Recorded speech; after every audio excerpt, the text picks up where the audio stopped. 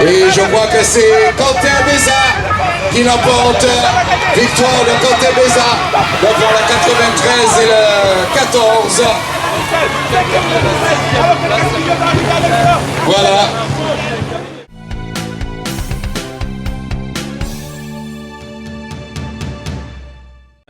Déjà on était très motivés au départ d'étape parce qu'on savait qu'on avait de grandes chances aujourd'hui. On a eu quelqu'un devant, Thomas Husny.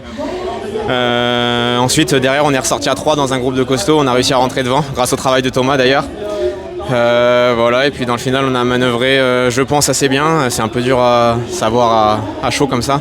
Il faudra qu'on revoie les images et qu'on comprenne ce qui nous a manqué. Voilà.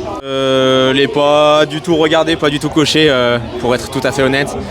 Je sais que je ne gagnerai pas et que je ferai loin.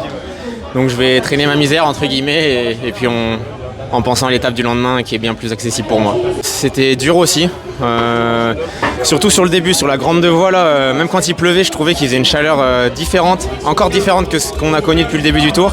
Et j'ai eu plus de mal encore à m'y adapter. Et puis finalement, après quand il y a vraiment plus un grand coup avant d'arriver sur le circuit final, ça s'est quand même vachement mieux passé.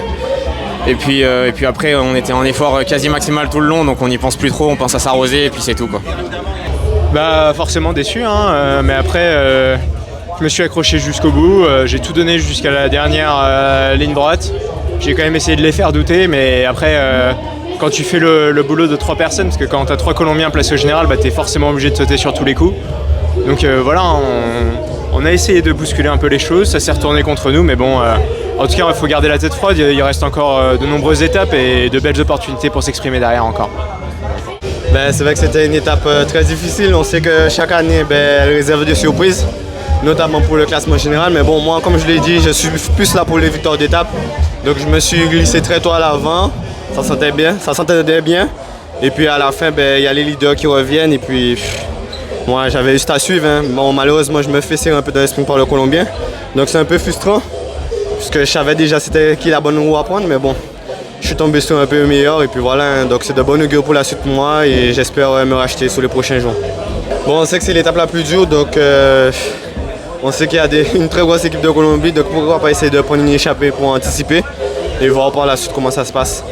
Non, je pense qu'il peut y avoir encore des rebondissements. Hein. Je pense que même le gars qui est encore à 5 minutes, bon, on sait que l'équipe de Colombie est vraiment très forte, mais je pense qu'il peut encore avoir des retournements de situation, donc il faudra rester vigilant jusqu'au dernier jour.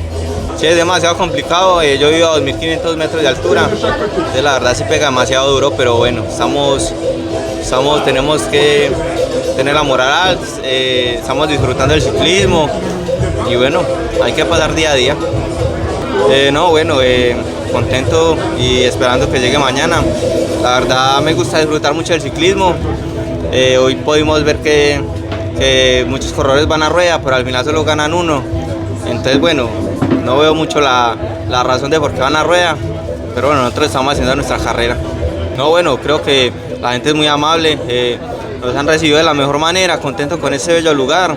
Nunca había estado en la costa, en la playa, y bueno, y hacerlo acá en este lugar tan bonito, la verdad, muy contento de estar acá en Guadalupe. Muchas gracias. Gracias a usted.